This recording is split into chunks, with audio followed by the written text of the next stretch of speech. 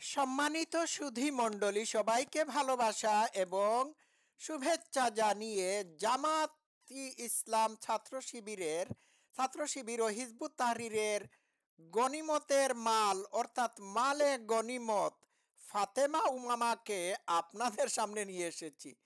কি একটা নাম, ফাতেমা উমামা। অহ মাই গুডনেস মি। তাহলে শোনা যাক সে কি বলে, তারপর আমি তার বক্তব্যের উপর ভিত্তি করে মূল আলোচনায় যাব। Let's play. যে আওয়ামী লীগ ফেরত আসলে তো কোনোভাবে আমাদের পক্ষে এই দেশে থাকা সম্ভব না। হয় আমার হাজতে থাকতে হবে, নাইলে আমার বিদেশে থাকতে হবে, না হলে আমার রাস্তায় মনে পড়ে থাকতে হবে। এটা ছাড়া তো আমাদের আর কোনো উপায় নেই। সকলেরই কিন্তু ভিতরে একটা আকাঙ্ক্ষা যে আওয়ামী লীগকে আসলে আমরা বাংলাদেশে কোনোভাবেই পুনর্বাসিত হতে দিতে পারবো না। যে আওয়ামী লীগ ফেরত আসলে তো আচ্ছা আচ্ছা আচ্ছা আচ্ছা আচ্ছা। আমি তো তার সংক্ষিপ্ত বক্তব্য, কয়েক সেকেন্ডের বক্তব্য বা স্টেটমেন্ট আপনাদের সামনে প্লে করে শোনালাম। এইবার আমার হক হচ্ছে পুরা বক্তব্যের প্রত্যেকটা লাইন আমি আপনাদের সামনে ব্যাখ্যা বিশ্লেষণ করা। আচ্ছা, let's play the first one. হ্যাঁ, আবার শুরু করি।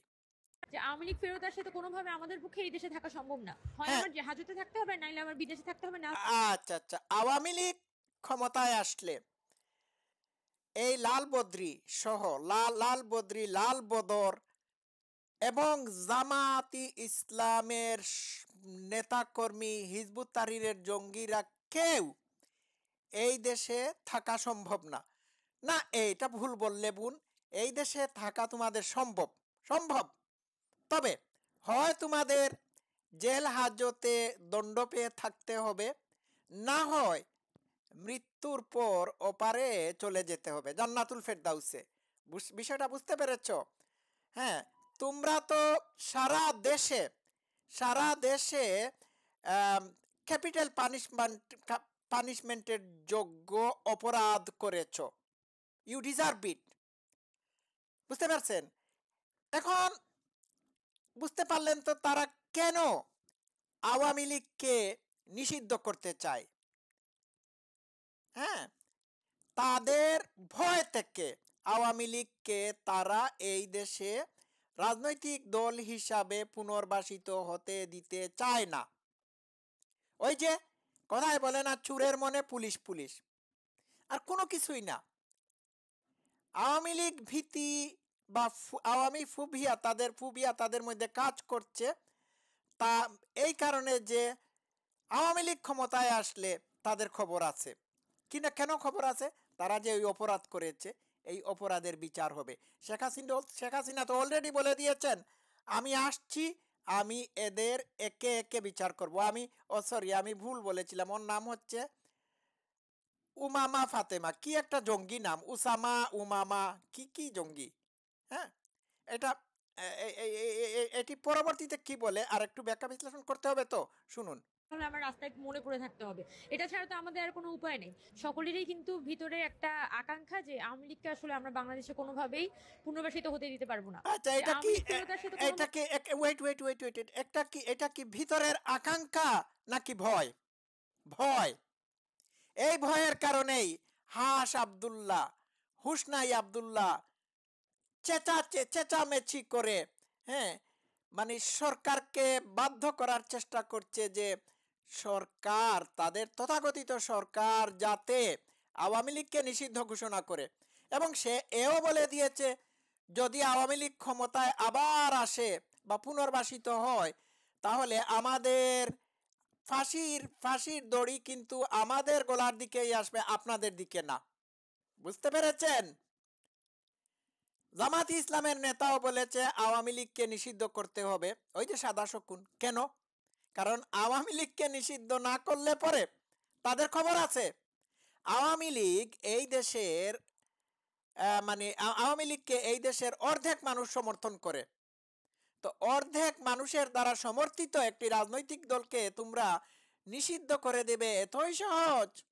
হ্যাঁ, আওয়ামী লীগ কি দুর্বাঘাস যে টেনে টেনে মাটি থেকে তুলে তাকে ডাস্টবিনে ফেলে দেবে? না, এটি হচ্ছে বিরাট বড় বৃক্ষ। এর শিকড় সারা বাংলাদেশের আনাচে কানাচে গিয়ে প্রতীত হয়েছে। এত সহজ? বললেই হবে উমামা ফাতিমা, মাই ফাতিমা, তোমার খবর আছে। দেখেন না এদের মধ্যে কি আতঙ্ক, ভয় ভীতি কাজ করতেছে। এবার বুঝলেন তো?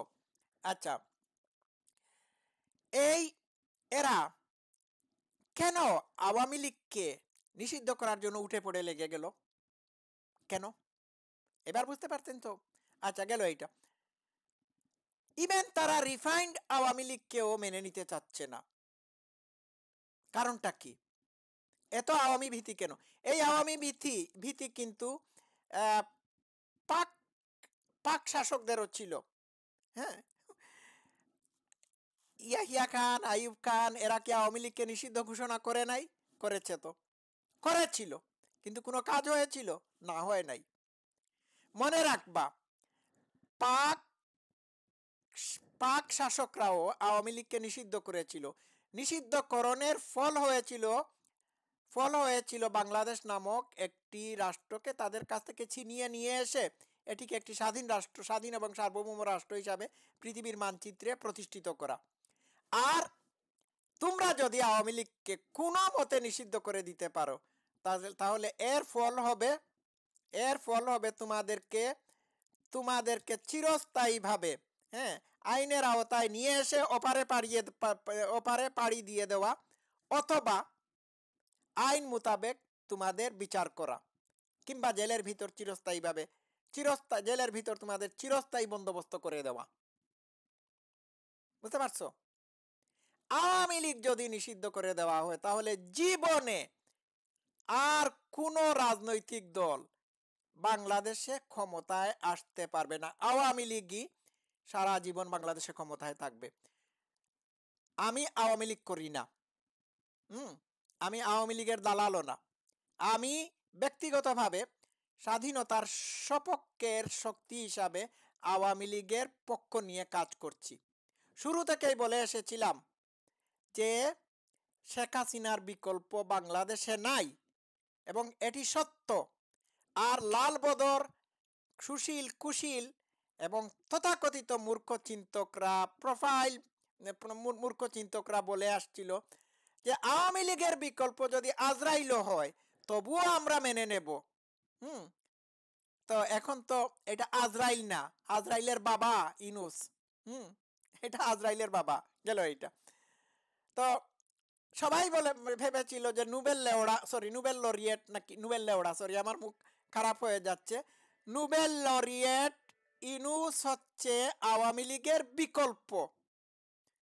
এই সারা দেশে যদি ইউনূস আওয়ামী লীগের বিকল্প হয়ে থাকে, আর ইউনূসের মতো অদক্ষ, নিকৃষ্ট, জঘন্য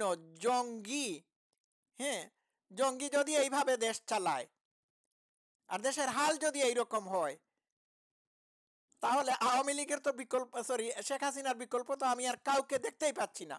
শেখ হাসিনার বিকল্প ইউনূস যদি এইরকম হয়ে থাকে, যার উপর তোমাদের আস্থা ছিল এই বলে যে ইউনূস হচ্ছে আমাদের অনলি বিকল্প, শেখ হাসিনার অনলি ওয়ান পিস। তো ইউনূস যদি বাংলাদেশের অনলি ওয়ান পিস হিসাবে শেখ হাসিনার বিকল্প হয়ে থাকে, তাহলে তো ইউনূসকে আপনারা দেখে ফেলেছেন অলরেডি, ইউনূসের শাসন আমল দেখতে পাচ্ছেন। তো এখন বুঝুন, শেখ হাসিনার বিকল্প ইউনূস হলে পরে আর তো কোনো বিকল্পই নাই বাংলাদেশে। বুঝতে পারছেন? তো আমি আসল রূপটা এদের ধরে ফেলেছি। এরা যে অপরাধ করেছে সেই অপরাধের শাস্তি পাওয়ার ভয়ে তারা আওয়ামী লীগকে নিষিদ্ধ করতে চাচ্ছে। বুঝতে পেরেছেন? জয় বাংলা, বাংলাদেশ চিরজীবী হোক। ভালো থাকবেন। Thank you.